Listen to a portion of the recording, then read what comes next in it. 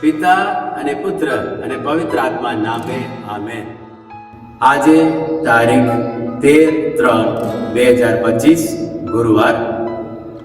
આજના પહેલો શાસ્ત્ર પાઠ છે એસ્તરના ગ્રંથમાંથી લીધેલ છે અને આજના સુસંદેશ માથીના સુસંદેશ છે અધ્યાય 7 કડી 7 થી 12 સુધી.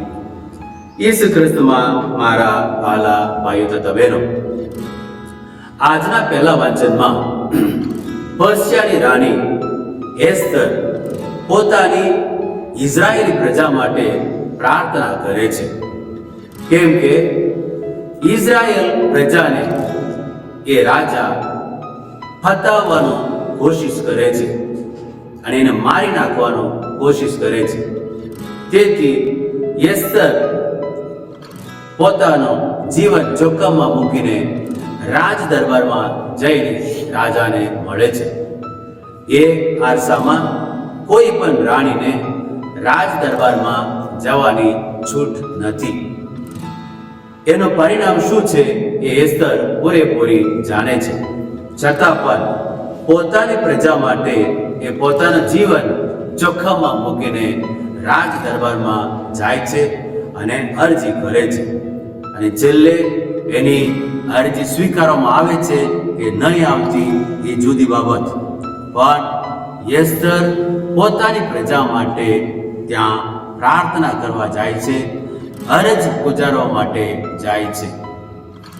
આજના સુસંદેશમાં આપણે જોઈશું તો ત્યાં યેસુ આપણને ભાઈ વચ્ચેના સંબંધ વિશે વાત કરે છે અને એ કહે છે, માંગો તો મળશે, શોધો તો જડશે, ખખડાવો તો તમારા માટે બારણાં ખુલશે.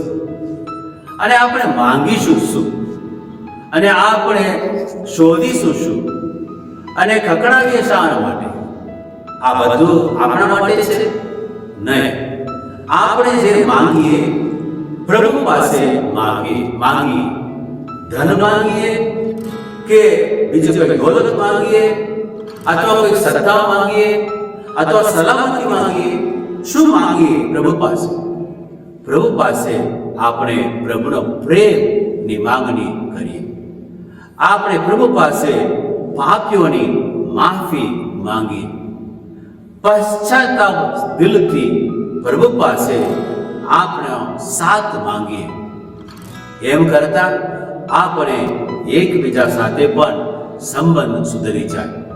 હકીકતમાં કઈ ધન દોલત માટે આપણે માંગણી કરીએ એ કાયમી રહેવાનું નથી, પણ પ્રભુનો સાથની માંગણી કરીએ એ આપણા માટે કાયમ રહેશે.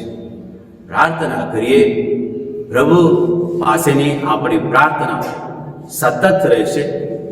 પ્રભુ પાસેની આપણી પ્રાર્થના કાયમ રહેશે અને આશાભર્યા દિલે કાયમ આપણે એની પાસે પ્રાર્થના કરી શકીએ એવું દિલ આપે એવી પ્રાર્થના કરીએ. આમેન.